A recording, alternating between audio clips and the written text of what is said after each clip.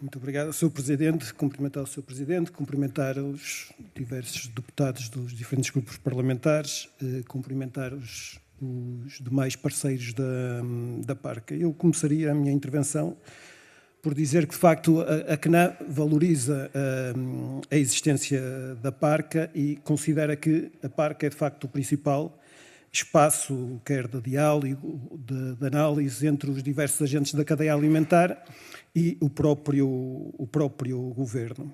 Referi também que, em matéria de agroalimentar, são, de facto, muitos os temas, são muitos os desafios, são muitos os problemas que se colocam e entendemos que, de facto, não é como uma reunião anual, às vezes de uma tarde, às vezes de uma parte de uma tarde, como foi a última, que, de facto, conseguimos debater essa diversidade de temas e de desafios aos quais temos que responder de uma forma cabal. Entendemos também que a PARCA não é um instrumento que deve ser só utilizado em momentos de crise, nem quando um governo tem alguma medida para anunciar, ou seja, há de facto questões permanentes que se colocam do ponto de vista do equilíbrio, do ponto de vista da transparência, do ponto de vista da concorrência e que importam que tenham dentro da PARCA uma análise constante.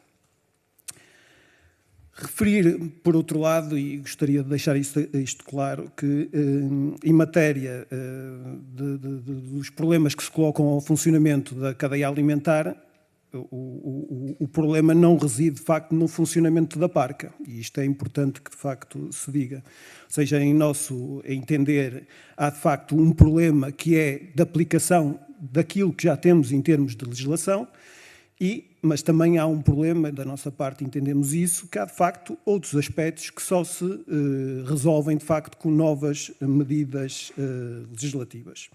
E queria aqui dar alguns exemplos de problemas que têm permanecido ao longo do tempo e onde nos parece que de facto há a necessidade de novas medidas legislativas. E começava pela questão da equidade, a questão da justiça, da distribuição do valor dentro da cadeia alimentar. De facto, os agricultores portugueses são dos setores da sociedade com rendimentos mais débeis. E dava aqui um dado que é da própria Comissão Europeia e que diz que o rendimento médio dos agricultores portugueses é cerca de metade do rendimento médio da demais sociedade portuguesa, não é? E já sabemos que, de facto, a sociedade portuguesa já de si tem rendimentos médios fracos, se olharmos para os rendimentos médios da sociedade, dos cidadãos de outros países. Dizer também, e isso já foi aqui abordado, que na última avaliação que a Comissão Europeia, e foi a primeira avaliação que a Comissão Europeia fez à Diretiva das Práticas Comerciais Desleais e cujo relatório foi divulgado no final de 2025, de facto, a Comissão Europeia é taxativa em vários momentos do relatório, dizendo que os agricultores não devem ser obrigados a vender sistematicamente, e sublinho sistematicamente, os seus produtos abaixo dos custos de produção, referindo igualmente que devem ser explorados novos instrumentos e novos mecanismos e até pegar em alguns exemplos que têm sido e algumas medidas que têm sido utilizadas por outros Estados-membros. Por isso, esta questão, a venda com prejuízo, é uma questão que a CNA tem vindo a denunciar várias vezes. É uma questão que dentro da própria PARCA, e quando trabalhamos a questão do leite, vimos que em momentos de crise ela já aconteceu em períodos até prolongados, ou seja, de venda de leite por parte dos produtores com prejuízo. E, por isso, aquilo que nós reivindicamos é, de facto, a adoção de uma lei, se esta não se consegue aplicar e não se consegue evitar isto, a aplicação de uma lei que, de facto, proíba as compras com prejuízo no produtor. Segundo aspecto, a questão da transparência.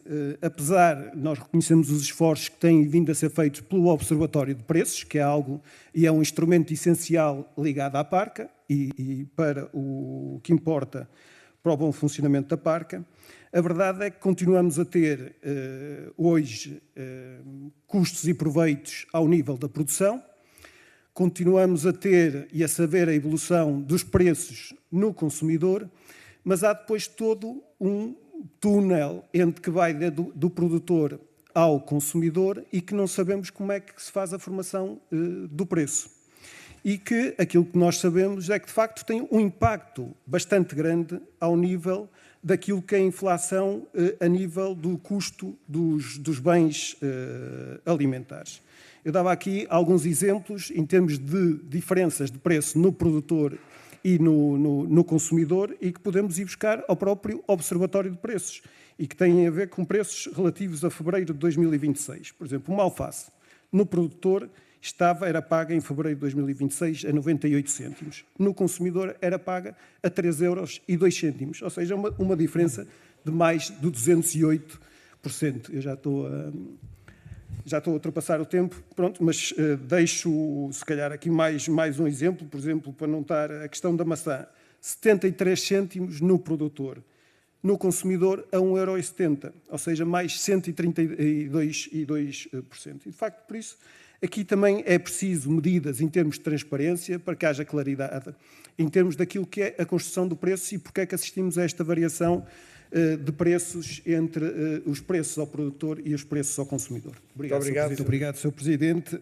Dar aqui 3 ou 4 notas muito rápidas sobre o tema da questão da concorrência. De facto, a CNAM preocupa quando temos dados que nos dizem que os 8 grandes grupos económicos já dominam 80% do comércio a retalho de bens alimentares. E, de facto, para uma área tão sensível, um domínio por parte de 8 grupos económicos de 80% deste comércio, para nós preocupa-nos, e preocupa-nos muito mais quando, nos últimos anos, aquilo que temos vindo a assistir é enormes investimentos por parte destes mesmos grupos económicos na área da produção e transformação.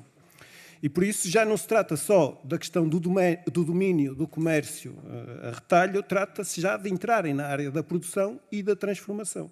E aquilo que a CNAM tem vindo, de facto, a pedir é que haja uma separação, pelo menos, de funções, porque há noutros setores da atividade económica, nomeadamente no setor da energia, no setor da aviação, em que quem produz não pode transformar, não pode distribuir, não pode comercializar, porque senão é o monopólio absoluto. Isto em termos de questão de concorrência.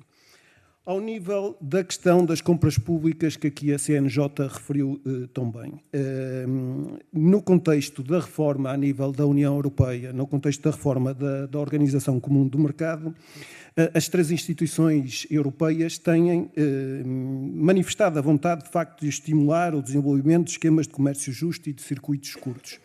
E nós julgamos que, de facto, aqui o Estado português tem aqui uma questão, que é a questão das compras públicas, onde anualmente são gastos milhões de euros, de facto, para estimular a questão do comércio de proximidade, dos circuitos curtos e isso. Porque o Estado, aquilo que tem vindo a pedir nos últimos anos é que, de facto, compre aos cidadãos, compre em nacional, compre em local, mas não sabemos como é que está a questão da aquisição dos alimentos para as cantinas públicas. E, de facto, é preciso uma avaliação a este nível, relativamente à questão da origem dos alimentos que são fornecidos nas cantinas públicas, relativamente à questão da sua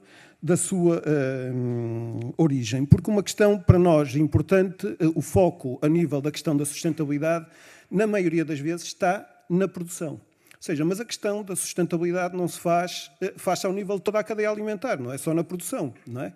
Faz-se ao nível da questão da transformação, faz-se ao nível da questão da distribuição, faz-se ao nível da questão da comercialização e na forma como consumimos, porque não vale a pena produzir um produto de forma sustentável se depois ele é altamente transformado, é altamente refrigerado e percorre centenas ou milhares de quilómetros.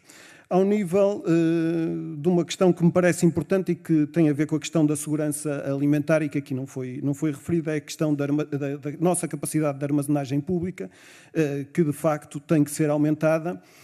Armazenagem pública, mas também privada, e julgamos que esta questão da armazenagem deve servir não só como instrumento de segurança alimentar, mas também como instrumento de estabilizador dos preços nos mercados, ou seja, adquirindo quando de facto há excesso de oferta e colocando no mercado esses mesmos produtos quando há falta de oferta. Uma questão que também se prende com a questão da segurança alimentar, muitas vezes temos ouvido falar e os debates andam muito em torno da questão do preço da habitação, da questão do preço das rendas, do aumento, mas não falamos da questão do preço da terra, que tem por si também um impacto enorme na questão do próprio custo também da alimentação, e julgo que passou um bocado, a nível da comunicação social, à margem, a questão dos dados do Eurostat em janeiro de 2026, que foram divulgados em janeiro de 2026, e Portugal está no top 3 em termos de preços da terra ao nível da União Europeia. De facto, os preços nos últimos anos chegam a triplicar o preço em termos de hectare de terra arável, e era algo que, de facto,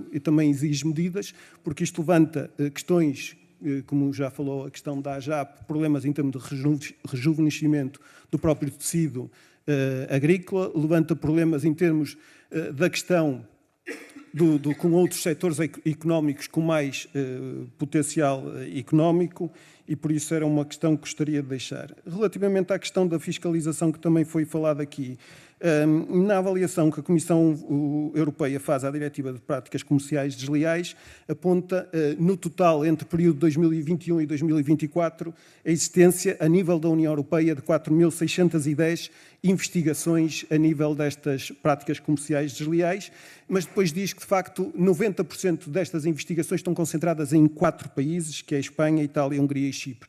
Isto para dizer o quê? É que, de facto, existe e andamos a velocidade em termos daquilo que é...